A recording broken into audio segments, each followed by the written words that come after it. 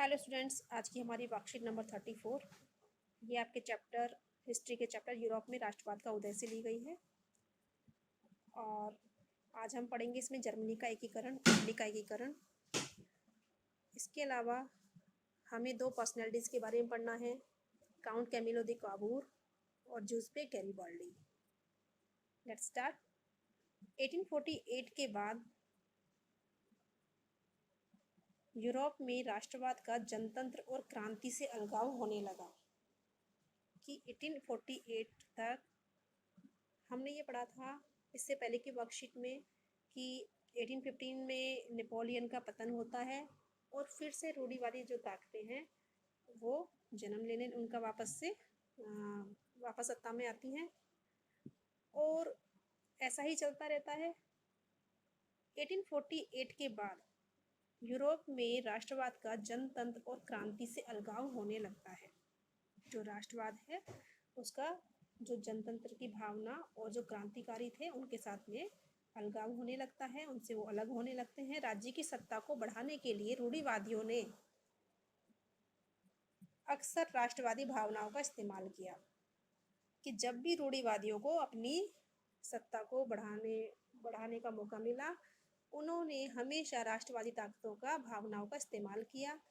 हालांकि मध्यवर्गीय जर्मन लोगों ने 1848 में जर्मन महासंघ के विभिन्न इलाकों को जोड़कर एक राष्ट्र राज्य बनाने का प्रयास किया था कि जर्मनी को पहले भी एक बार 1848 में नेशन स्टेट बनाने की कोशिश की गई थी और ये कोशिश वहाँ जर्मनी के जो मिडिल क्लास जर्मन लोग थे उन्होंने की थी, मगर इसे राजशाही और फौज की ताकत द्वारा मिलकर दबा दिया गया।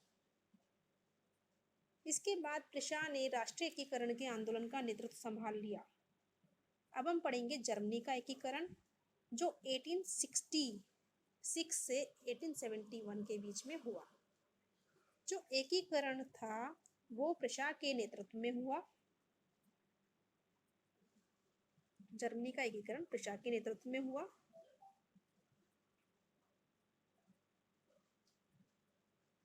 प्रिशा के जो प्रधानमंत्री थे ऑटो वन बिस्मार्क, इन्होंने जर्मनी के एकीकरण में मुख्य भूमिका अदा की। बिस्मार्क के द्वारा 7 वर्ष के दौरान ऑस्ट्रिया, डेनमार्क और फ्रांस के साथ में 3 युद्ध किए गए। तीनों में बिस्मार्क की जीत हुई और जर्मनी के एकीकरण की प्रक्रिया पूरी हुई।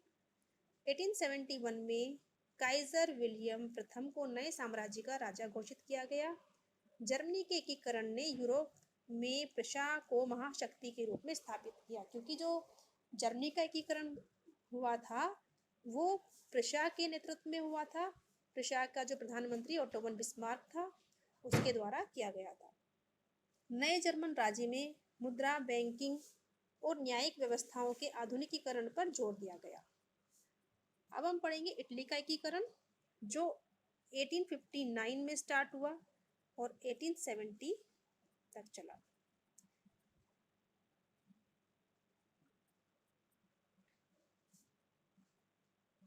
इटली के एकीकरण से पहले हमें ये जानना होगा कि जो इटली था वो उस समय 7 राज्यों में बटा हुआ था। 1830 में जूसेप्पे मैज़िनी ने इटली के एकीकरण के लिए एक कार्यक्रम प्रस्तुत किया, लेकिन ये सफल नहीं हो पाए। 1830 और 1848 के क्रांतिकारी विद्रोह असफल रहे। इसके बाद में 1859 में फ्रांस से सार्डिनिया पीडमांट ने एक चतुर कूटनीतिक संधि की कि फ्रांस ने सार्डिनिया पीडमांट के साथ में एक डिप्लोमेटिक संधि की, कूटनीतिक संधि की, जिसके माध्यम से उसने ऑस्ट्रियाई बलों को हरा दिया। 1861 में इमैनुअल सेकंड को एकीकृत इटली का राजा घोषित कर दिया गया। इस तरह से इटली का एकीकरण पूरा हुआ।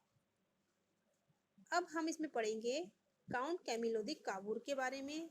जो ये काबूर थे सार्डिनिया पीडमांट के ये प्रधानमंत्री थे। इटली के प्रदेशों को एकीकृत करने वाले आंदोलन का नेतृत्व इन्होंने किया कि जो इटली था उसके एकीकरण का जो आंदोलन था उसका नेतृत्व काबूर के द्वारा किया गया। हालांकि वो ना तो एक क्रांतिकारी थे, ना ही वो जनतंत्र में विश्वास रखते थे। अगर काबूर के बारे में पूछा जाए तो ना तो काबूर कोई क्रांतिकारी थे, ना ही वो जनतंत्र में विश्वास करते थे। फ्रांस के साथ की गई चतुर संधि के पीछे काबूल का ही हाथ था, जिसके कारण ऑस्ट्रिया को हराया जा सका और इटली का एकीकरण संभव हो पाया। अब हम पढ़ेंगे गैरिबाल्डी के बारे में कि गैरिबाल्डी कौन थे।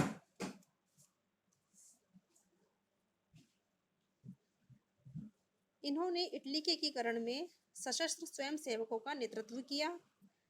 1860 में वो दक्षिण इटली और 2 सिसिलियों के राज्य में प्रवेश कर गए और स्पेनिश शासकों को हटाने के लिए स्थानीय किसानों का समर्थन पाने में सफल रहे। उसने दक्षिण इटली और सिसिली को राजा एमेनुअल II को सौंप दिया। इस प्रकार से इटली का एकीकरण संभव हुआ। तो इटली के एकीकरण में काबूर और गैरिबाल्डी दोनों का बराबर योगदान था। इसके बाद में हम क्वेश्चन आंसर देखते हैं। इटली के एकीकरण पर एक निबंध लिखिए। तो ये आपको लिखना है। इसमें लिखा हुआ इटली का एकीकरण किसने किया था और कैसे हुआ था, तो आपको इस पर एक निबंध लिखना है।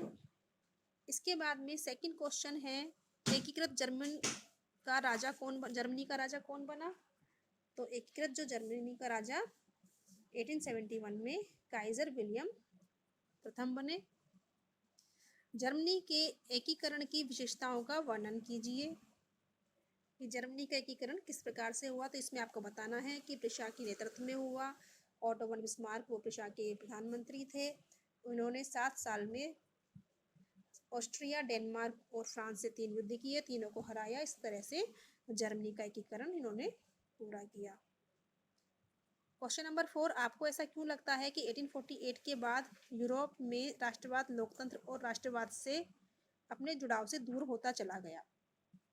आपको ये बताना है कि 1848 के बाद में यूरोप में जो राष्ट्रवाद था वो लोकतंत्र और राष्ट्रवाद से अपने जुड़ाव से दूर कैसे होता चला गया। इस तरह से आपको वर्कशीट पूरी करके और सेंड कर देनी है। Thank you.